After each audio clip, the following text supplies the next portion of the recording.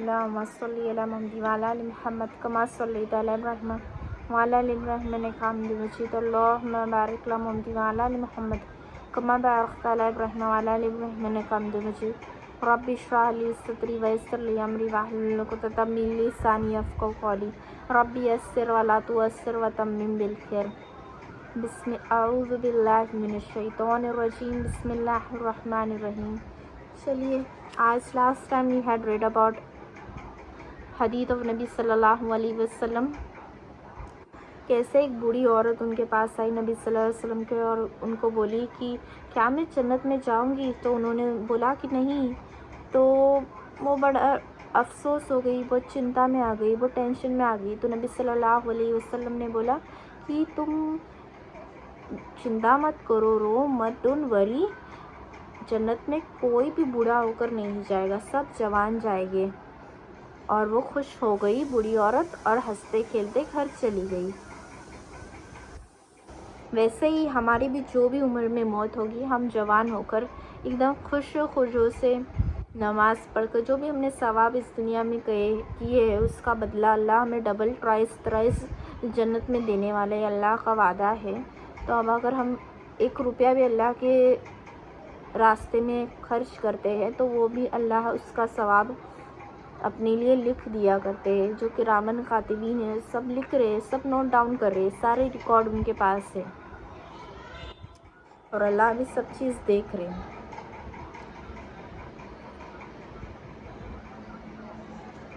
نہ ختم ہونے والا اجر جنت میں ملے گا، یہ اللہ کا وعدہ ہے کہ اللہ نہ ختم ہونے والا ایک دم کچھ ختم ہونے ہی نہیں والا ہے، کچھ ختم ہونے ہی نہیں والا ہے.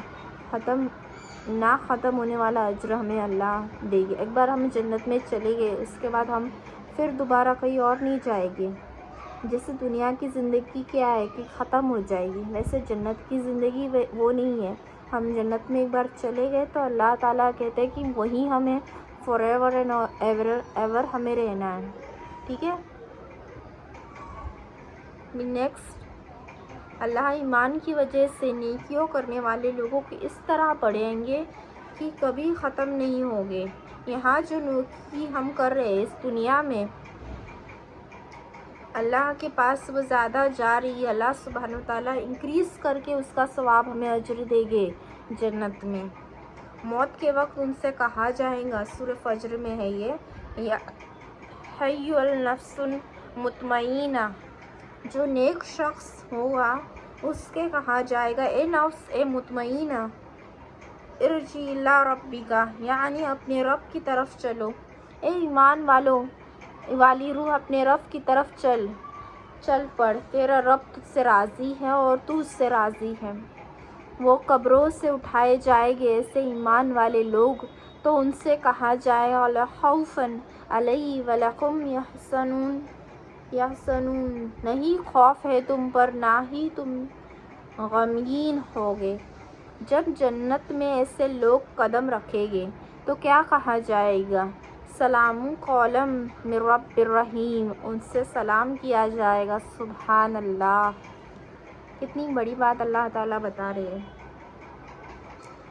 کہ اللہ کو راضی کرنے کے لیے جو لوگ کچھ بھی کام کر رہے ہیں، جو اپنا وقت اللہ کے راستے میں نکال کر رہے، خرچ کر رہے، پیسہ خرچ کر رہے، سب چیز اللہ دیکھ رہے، سب چیز کا اجر اللہ تعالیٰ دے گا انشاءاللہ.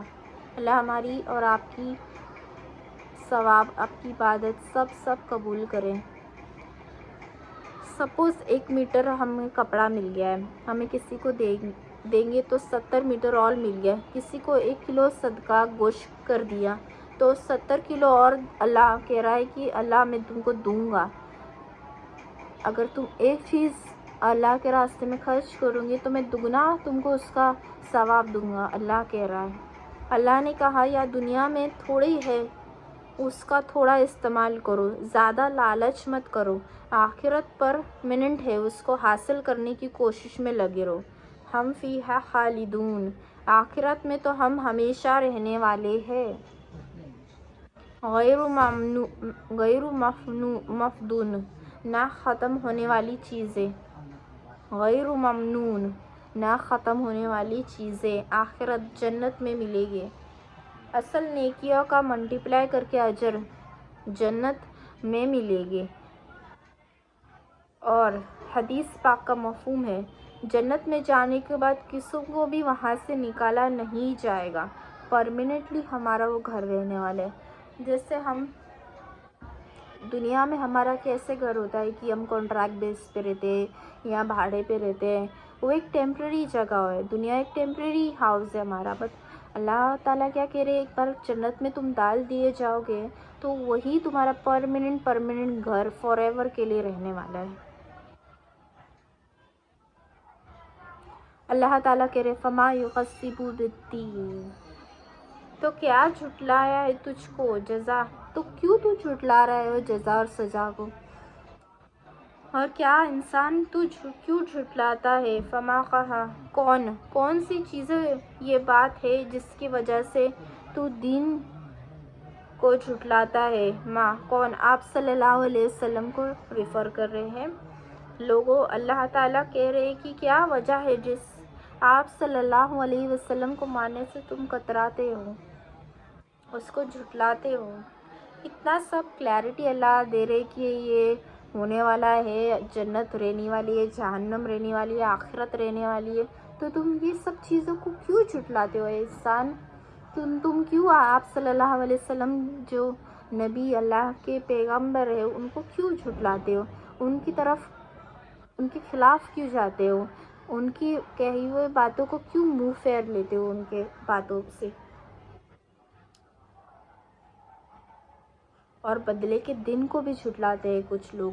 ڈے آف ججمنٹ، آخرت کو جھٹلاتے، کہتے کہ ہاں ایسا تو کبھی کوئی نہیں ہونے والا ہے. اور جب قرآن بھی نازل ہوا تھا تو کچھ لوگ بولتے یہ تو سراسر جادوگری ہے.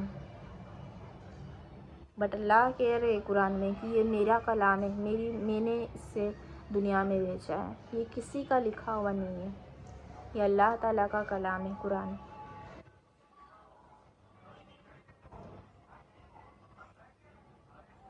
اللہ تعالیٰ کیا بول رہے کہ اس آیت سے کیا اللہ میسیج دینا چاہ رہے کہ انسان کتنا چیزیں اگنور کرتا ہے. جب یہ سب چیزیں اللہ توریت میں بھی بتائی گئی ہے، یہی سب چیزیں کہ نبی صلی اللہ علیہ وسلم سے آنے والے ہیں آخری نبی، بٹ پھر بھی لوگ یہ سب چیز پڑھ کر بھی وہ سب چیزوں کو جھٹلاتے ہیں، وہ سب چیزوں کو جھٹلاتے ہیں اور منع کرتے ہیں اسی سب چیزوں کو. نیکسٹ وی ول سی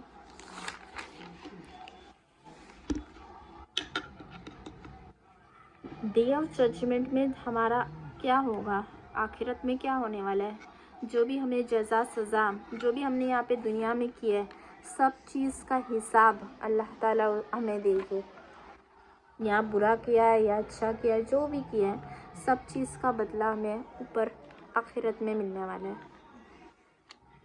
علیہ اللہ، کیا نہیں اللہ بھی احکم الحاکمین، بہتر فیصلہ کرنے والا ہے. ہی از دا بیسٹ آف آل دا ججز. ہم کو معلوم ہے اللہ کی ذات بہترین فیصلہ کرنے والی ہے. تو کیا تم اتنی بڑی ذات سے ظلم کی امید کرو گے؟ نہیں. جو بھی ہم کر رہے ہیں نیکی یا برائی، اللہ تعالیٰ اس کا برابر جزا سزا ہمیں دینے والے ہیں. لاسٹ آیت میں آپ صلی اللہ علیہ وسلم نے رسپونڈ کیا ہے، جب وہ نماز پڑھتے اس آیت کا رسپانس دیا ہے. حضرت ابو ہریرہ کی روایت ہے، نبی صلی اللہ علیہ وسلم کی اس آیت کا جواب دیتے تھے سبحانک اللہ بل انا علی ذلک من الشاہدین، اور میں اس میں گواہی دینے والا ہوں کہ میں سے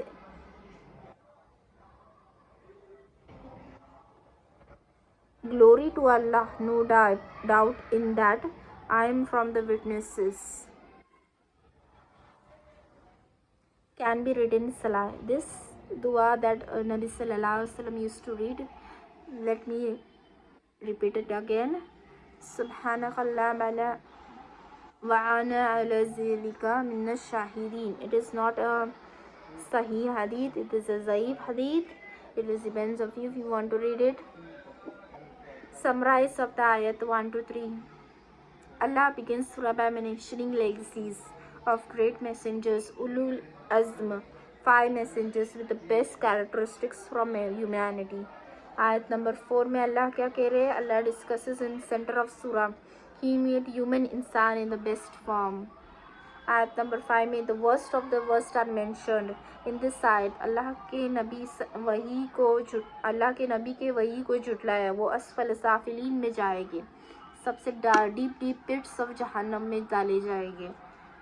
آیت نمبر 6 میں those who followed best messengers are described one who does good needs ایمان لائے، جو لوگ ایمان لائے اور اچھے عمل کیے ان کا ڈسکشن چل رہا ہے یہ آیت میں. اور ناؤ آیت نمبر 7 میں now that you understand basic message what is that preventing you to deny and following guidance. جب تم کو پتہ چل گیا اللہ کیا کہہ رہے، میسج کیا دے رہے تمہارا رب سے، تو کیا چیز ہے جو تمہیں روکتی ہے اسے میسج کو فالو کرنے کے لیے؟ تم قرآن سے کیوں دوری کرتے ہو اور ایمان لانے کے بعد عمل کرنے سے کیوں کتراتے ہو اور یا چھپتے ہو؟ آیت نمبر 8 میں کیا بتا رہے ہیں summary? Isn't Allah the best of all judges, wise one, to give the commands which we should be following. اللہ جو بھی حکم دیتا ہے وہ ہمارے لیے بیسٹ ہے. اللہ بہترین فیصلے کرنا والا ہے، اور ایک رائے کے دانے کے برابر بھی ہمارے اوپر ظلم نہیں ہوگا. رائے کے برابر بھی کی نیکی کا بھی اجر ملے گا، اتنا بھی گناہ ہوگا تو اس کی سزا دی جائے گی. حدیث ہے ابھی آگے. It is an of topic حدیث آف جلیبیب رضی اللہ عنہ. دس صحابہ is from his name is from the Arabic term. The Arabic meaning of Jalebi is deformed. This Sahaba was from Medina. اللہ کے نبی صلی اللہ علیہ وسلم کے صحابہ تھے. He believed in Prophet صلی اللہ علیہ وسلم and was his companion. ان کے ساتھی تھے. فزیکلی ان کا کیریکٹرسٹکس بتاتے ہیں کہ وہ ایک چھوٹے قد کے آدمی تھے، زیادہ خوبصورت نہیں تھے، اور ایکسٹریملی ریپلسو تھے اور بہت غریب تھے. پاورٹی تھی وہاں ان پر. ان کا نام تک ڈیفارم رکھا گیا تھا جلیبیب. اور ان کو بڑا تھا کہ بڑا برا لگتا تھا ایسے لوگوں کو. سوسائٹی میں ان کا رہنا سہنا مشکل ہوتا تھا. boys used to bully him and he was well adjusted with the girls before hijab حکم.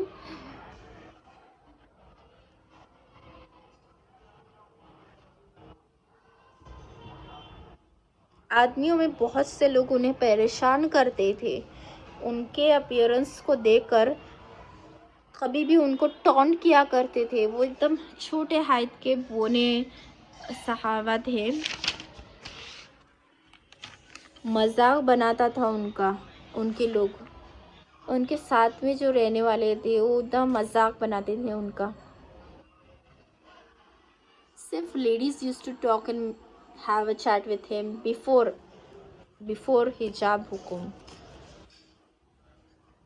آپ صلی اللہ علیہ وسلم سبھی صحابہ پر دھیان دیتے تھے، کسی چھوٹا یا بڑا نہیں مانتے تھے. سب صحابہ سے محبت تھی ان کو. آپ صلی اللہ علیہ وسلم نے دیکھا کہ جلیبیب رضی اللہ عنہ کو کوئی اچھے سے سلوک نہیں کرتا تھا. He noticed everything. ایک دن جلیبیب رضی اللہ عنہ آپ صلی اللہ علیہ وسلم سے دریافت کرتے تھے کہ آئی تھنک مجھے ایک ہم سفر ساتھی لائف پارٹنر پیراڈائز میں ملے گا، مجھے ایک حور پیراڈائز میں ملے گی، مجھے یہاں پہ تو کوئی پسند ہی نہیں کرتا ہے دنیا میں. آپ صلی اللہ علیہ وسلم اس سے وہ بتانا چاہتے تھے کہ آپ صلی اللہ علیہ وسلم کی مجھے دنیا میں تو کوئی اپنا نہیں رہا. لیڈیز شادی نہیں کرنا چاہتی مجھ سے کیونکہ میرا ایسا رنگ روپ ہے، مجھے کون ہی پسند کرے گا. آپ صلی اللہ علیہ وسلم تو آپ صلی اللہ علیہ وسلم نے پھر کیا کیا؟ انہوں نے پھر ایک فیملی کے بارے میں ان کو بتایا، ان صحابہ کو، کہ فلاں ایک جگہ ہے، آپ جاؤ وہاں پہ بات کرو ان کے فیملی سے. تو وہ گئے. جلیبیب رضی اللہ عنہ وہاں گئے اور بولے کہ مجھے آپ کی بیٹی سے نکاح کرنا ہے. تو خاندان اتنا غصہ ہوا اور منع کیا زلیبی رضی اللہ عنہ کو. ہمارے نبی صلی اللہ علیہ وسلم ہمیشہ کیسا ان کا مزاج تھا کہ وہ کبھی بھی فزیکل اپیئرنس پہ کسی کو جج نہیں کرتے تھے. He used to always prefer the inside. وہ دل کیسا ہے لوگوں کا وہ دیکھتے تھے. تو باہر کی بیوٹی، باہر کا رنگ روپ وہ کبھی نہیں کنسیڈر کرتے تھے. ہاں، اور زلیبی رضی اللہ عنہ کو آپ صلی اللہ علیہ وسلم کے علاوہ کوئی بھی پسند نہیں کرتا تھا، صرف آپ صلی اللہ علیہ وسلم ہی ان کو عزیز تھے. آپ صلی اللہ علیہ وسلم نے پھر خود زلیبی رضی اللہ عنہ کا رشتہ لے کر گئے لڑکی کے وہاں. اور دیکھیے میں آپ کی بیٹی سے کا رشتہ مانگنے آ رہا ہوں. انہوں نے ناک کیا ڈور پہ اور کہا پیرنٹس سے کہ دیکھیے میں آپ کی بیٹی کا رشتہ مانگ رہا ہوں. جو پیرنٹس تھے وہ لڑکی کو سمجھے کہ نبی کریم صلی اللہ علیہ وسلم اپنا رشتہ لے کر آئے.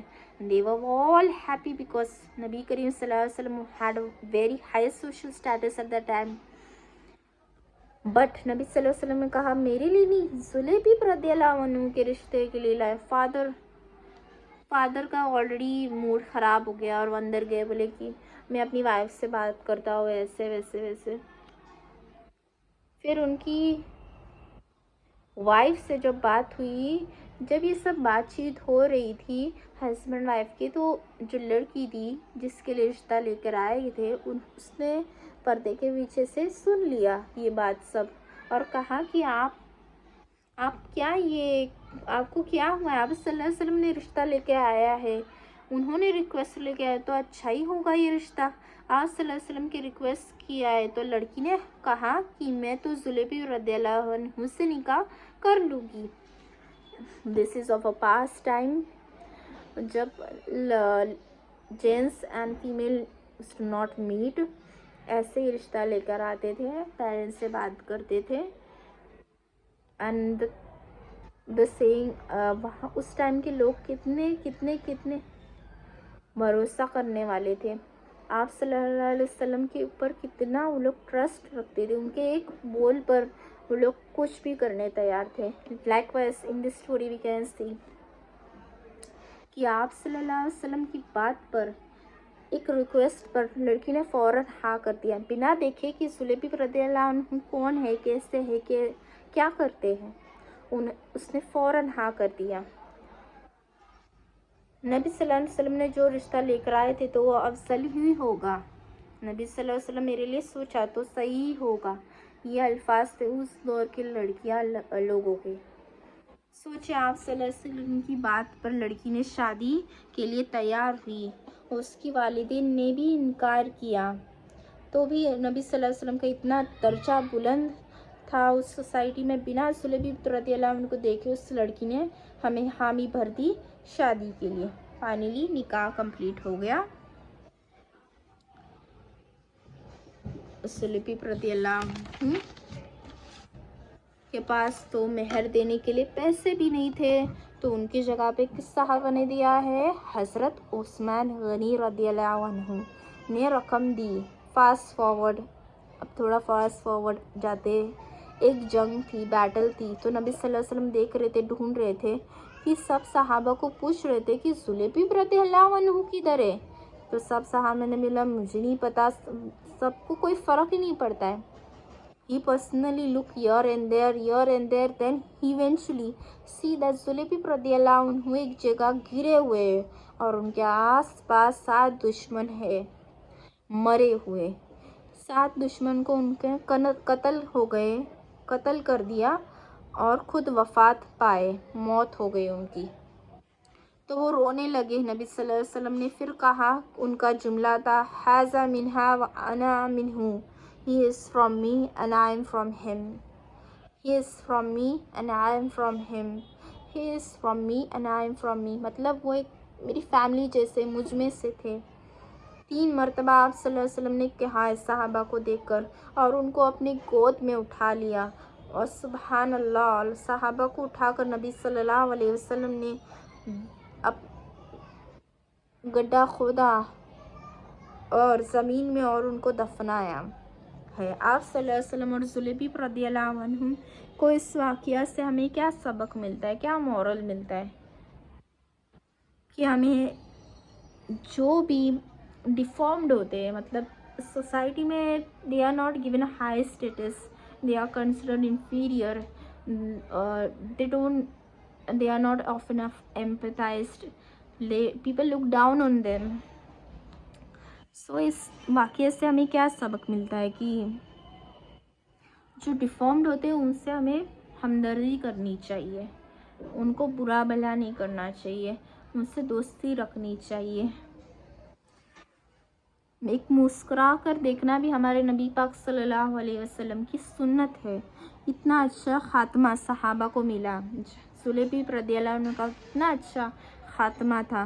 نبی صلی اللہ علیہ وسلم کے ساتھ پکڑ لڑکی بھی ان کی شادی ہو گئی اور